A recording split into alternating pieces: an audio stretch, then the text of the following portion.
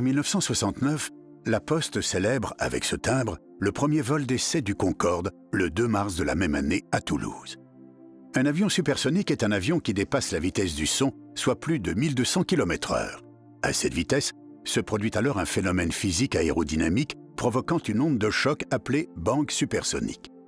Ce sont les Anglais les premiers qui envisagent un avion de ligne de ce type en 1943.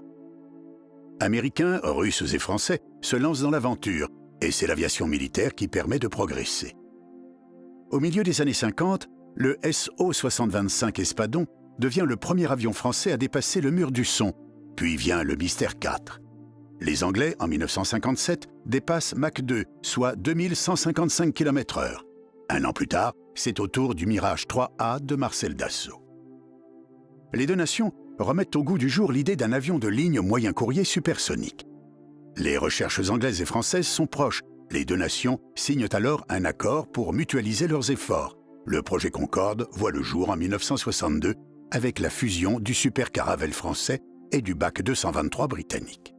Le nouveau projet devient Concorde, un avion supersonique capable de transporter une centaine de passagers à des vitesses supérieures à Mach 2 à près de 19 000 mètres d'altitude.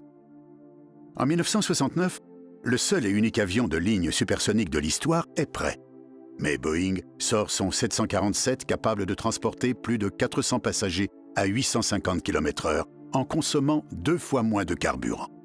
La crise pétrolière de 1973 condamne le Concorde dont le carnet de commandes reste vide. Seuls Air France et la British Airways vont utiliser les 13 appareils construits et Concorde sera la vitrine des deux compagnies jusqu'en 2000 où l'accident de Gonesse signe son retrait définitif. Concorde reste une fabuleuse machine volante qui aura marqué à jamais l'histoire du transport aérien.